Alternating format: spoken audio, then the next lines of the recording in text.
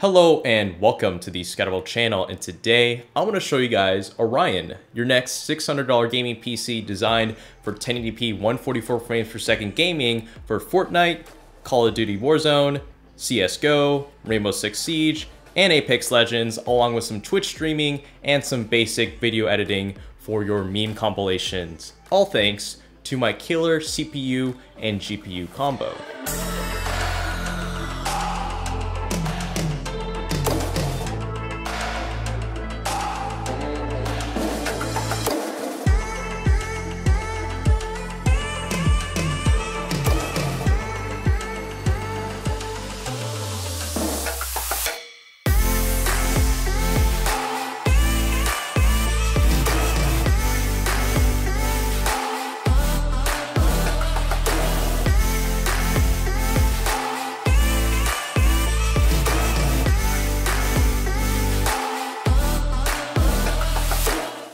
What more do I gotta do to prove to you that this PC can stream? Do I gotta play the cursed game that starts with the F and ends with nut?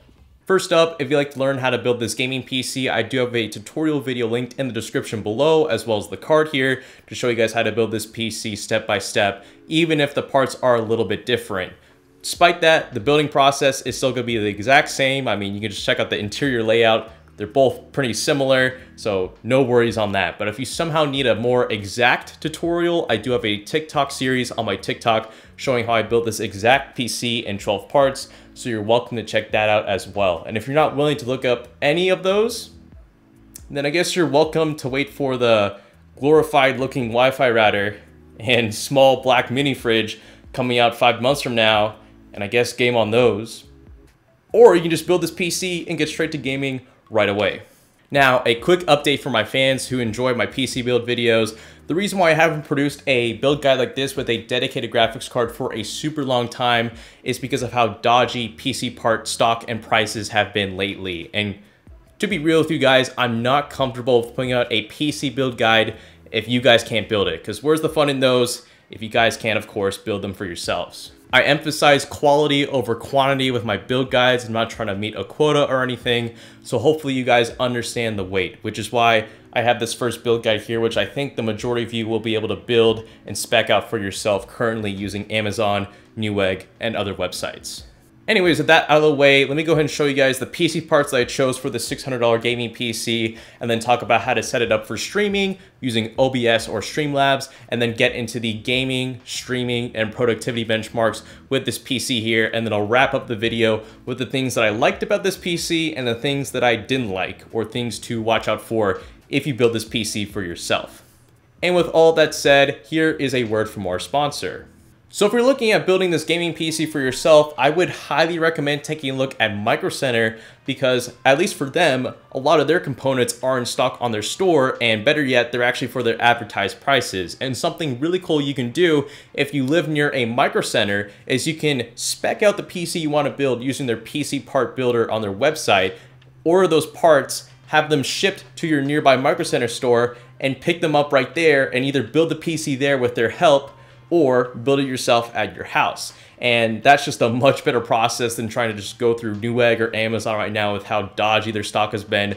Micro Center has been pretty reliable on those fronts, so I would check them out if you're looking at building this PC, as well as any other PC you're looking at for yourself. So I'll have a link to their website, as well as the parts I used for this PC specifically, in the description below. Now, for all of you guys who are curious, here are the PC parts inside this PC and why I chose them. And by the way, everything I talk about will be linked in the description below, along with any additional accessories you might need to fully spec out this $600 gaming PC. First up, for the processor, I'm giving you guys two options. I'll let you guys go with the Ryzen 3100 or 1600 AF, both of which are $100 and $105. Now, the reason why I'm recommending both is because the 3100 is the intended CPU for this build, but it's barely in stock right now, severely overpriced. And maybe when this build guide gets to be 6 months old, that 3100 will finally be back to its $100 MSRP and will be in stock and ready to ship. But for the moment, if you still want to build this PC, the 1600 AF is another great option for $105, because both chips basically have the same gaming performance as seen from my review video on the 3100 and 3300X. And if you're curious about productivity and streaming, as far as streaming goes, both chips actually performed quite equally using the X264 encoder on the fast and faster preset. But when it comes to editing, the 1600AF actually pulled out just a little bit thanks to those extra cores and threads that it has. So either CPU option is going to do great for the $600 gaming PC, and side note, the 3100 does not need a BIOS update on the motherboard we're using, and both chips come with a stock cooler inside the box. Now for the motherboard, I'll let you guys go with any B450 motherboard of your choice, because the stock for them is all over the place. Specifically for this build, I used the Gigabyte DS3H, which is a micro ATX budget B450 motherboard. But if you're looking for an alternative, I did make a video here discussing a bunch of B450 motherboards that I recommend and don't recommend. So you're welcome to check out that video if you're looking for alternatives. And spoiler alert, any of those B450 motherboards will be compatible with this PC build. The only thing as far as compatibility goes for that motherboard is just make sure that it's micro ATX. So that way it physically fits inside the PC case.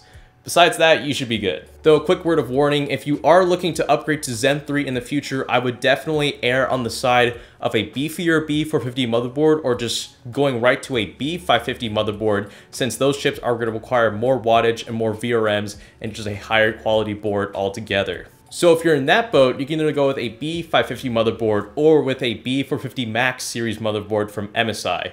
But if you're not going to jump to Zen 3 right away and you're just going to stick with a 3100 or 1600AF like I have here, the DS3H in this build will do a fine job. But you preferably want to look for a motherboard that's about $70 to $90 to meet the budget for this PC. Now for the RAM, just go ahead and go with any 3000 megahertz 16GB dual channel kit from your preferred RAM manufacturer, like this Overwatch, however you say that, RAM kit that I found on Amazon for 60 bucks. And the one I'm using for this build is the Patriot Viper series. There's going to be minimal differences between brands. Just make sure you get 3000 megahertz, since that's the sweet spot for getting the most bang for your buck as far as RAM speed and capacity. And of course, just note, when you do get this RAM and when you do install it in your PC, make sure to enable the XMP profile that's built in on the RAM so you can get the full speed out of your computer whenever you install that RAM. Because whenever you first put it in, it's going to default to its lowest speed, which should be 2133 megahertz, and you are hampering FPS if you don't enable that XMP profile. Now, for the graphics card, I would actually take a look at the Radeon RX 5500 XT 8GB graphics card.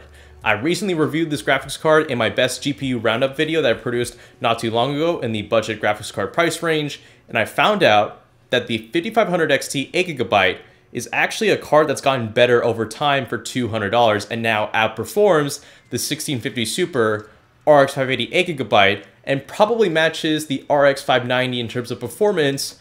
But unlike the 590, you're actually going to be working with a PC that isn't going to overheat you a bunch. Which, I mean, if you live in Alaska, you might want to go with the 590 because that could keep you a little bit warmer than like a basic heater. But if you don't live in Alaska, go with the 5500 XT 8GB. This graphics card is going to be the workhorse behind running all those games I just talked about at the start of the video at 1080p 144 frames per second, and paired up with either the 3100 or 1600AF is going to yield those really great gaming results that we want that'll get us the most bang for our buck for this $600 gaming PC. Also, it has 8GB of GDDR6 memory, which is going to be more than plenty to handle any higher end resolutions if you want to maybe play at 1440p or maybe 4K if you wanted to go that far depending on the game. Overall, for $200 to $210, this is a fantastic graphics card that I think is going to do great for this style of gaming PC. Now for the storage, I would go with any high quality 500GB SSD from your preferred SSD manufacturer of choice, which in this case was Inland Premium. Now, the reason why I emphasize high quality is because if you get a high quality SSD, it'll come with a high quality microcontroller. And what that'll do is that'll keep the same sort of speed that you had when you first initially used your SSD for the longest amount of time after you use it. Whereas if you go with a lower quality SSD with a lower quality microcontroller, as soon as you start using it, it's going to start deteriorating in speed and quickness really sooner than a higher quality SSD. Which again is why I chose this Inland Premium SSD, because I'm confident that the built-in microcontroller for it is going to be good, but you're welcome to check out other alternatives as seen here from the SSD tier list, which I'll have linked in the description below. And now for the power supply, go with any 500 to 600 watt 80 plus bronze power supply of your choice from a reliable manufacturer like EVGA, Seasonic, or Thermaltake. If you're wondering, do not go with that regular 500 watt 80 plus white power supply that's like under 50 bucks. Don't do it. Legit, that power supply has blown up systems on my Discord. Don't do it. Trust me, just don't do it. Bite the bullet, try to find a 500 to 600 watt 80 plus bronze power supply, and you will ensure that your system will have a power supply that will not short out your components if it were to, say, go through a power surge. And also, again, pretty much 500 to 650 watts is going to be the most you'll need for this sort of gaming PC, even if you decide to upgrade the graphics card later down the road. And side note, I will have a power supply tier list linked in the description below if you're curious to see what other power supplies there are that you can look into that'll yield good results as far as the quality goes, and know which power supplies, again, to avoid from that same list. Now we arrive to the case, which I've gone with the Thermaltake S100 for about $60 to $70. Now, first up, if this case is not in stock, you're welcome to refer to my best budget PC cases video, where I talk about a bunch of alternative micro ATX and ATX PC cases which will work with this PC build. So if this case runs out of stock, you're welcome to check out that video, which I'll have linked in the description and on the card here, to check out alternatives for micro ATX or ATX cases. But if you manage to snag this case, you're getting a killer deal for the price, because the build quality of this case, I believe, rivals that of a $90 to $100 case, and the looks for the price are really nice. I really think this case is pulling off a really nice looking Stormtrooper look with its minimal black but mostly white look, and also its actual like front panel here you would think would hinder airflow a lot, but there's actually some really nice ventilation on the sides of the front panel, which I'm confident enough in having airflow going through and out of your case rather than having it be constricted. Also, there's a lot of cable routing holes in this PC case, so I'm pretty confident that you can build a really clean looking system using those holes. So I think overall for $60 to $70, this is a fantastic case if you're able to get it in stock. And finally, and this is optional, you can go with an extra 3-pack of fans. It can be whatever you want. It could be up here fans, it can be Corsair fans, or like these ones that I got here from Cooler Master, those being the Sickle Flow V2s.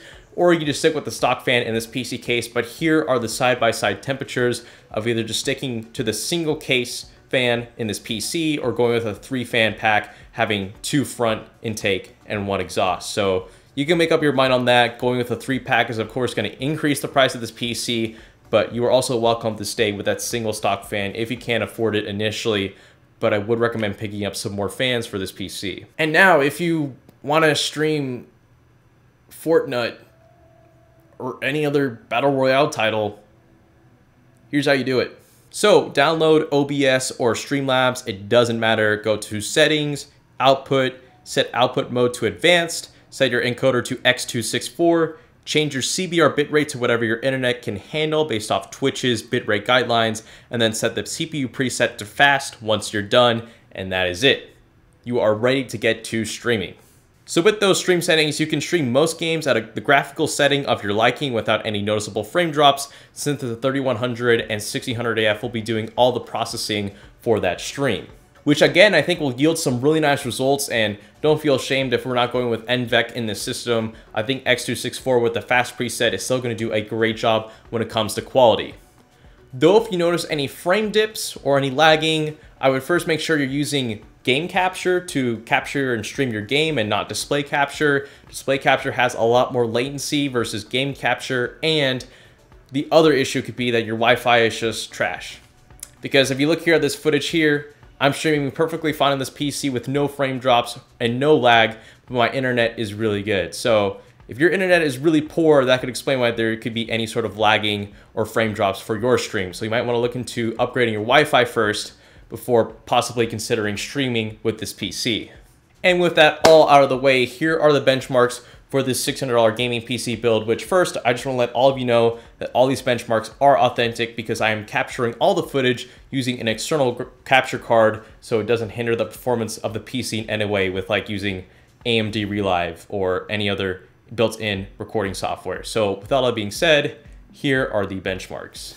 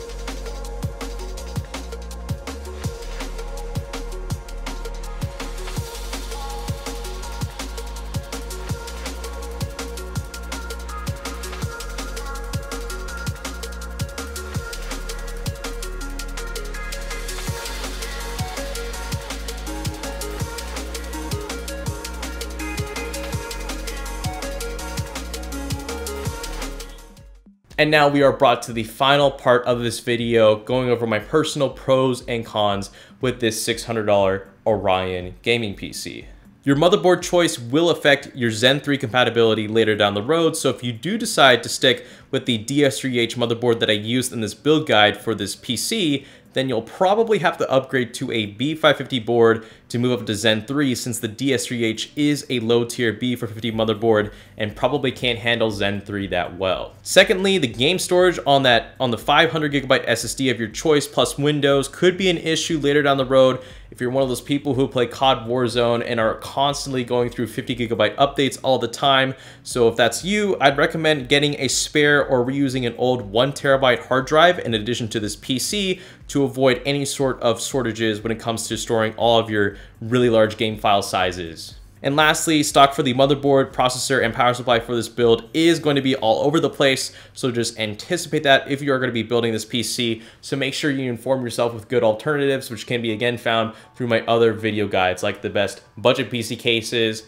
recommended B450 motherboards, and of course referring to the PSU tier list and SSD tier list, all of which can be found in the description. But with those cons out of the way, I think this is a really fantastic $600 gaming PC that can offer some really killer budget gaming performance, especially with that Ryzen processor and RX 5500 XT, both of which I think are severely underrated in the market right now. And this PC, of course, can dabble in a little bit of streaming, as we've seen with the X264 encoder with that Ryzen processor. So there's a lot of things you can pull off with this gaming PC, more so than just a basic console, since those have their limitations, but this PC will have none, since theoretically you can upgrade every part in this PC. And that is it for my $600 gaming PC build guide over Orion. So if you enjoyed this video, I'd recommend subscribing, because you probably like PC build guides just like me. And if you do, of course, subscribe and hit the bell notification button if you want to know when the next one or whenever my next upload goes live. If you want to become more involved with the community, I do have 5 different ways to do it. I have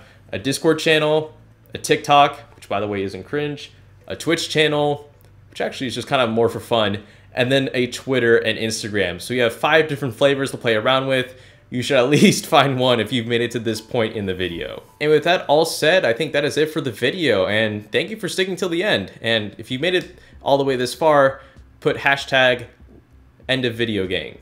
How about that? Anyways, that is it for today's video. Thank you so much for watching, and this is the Scatterball channel signing out.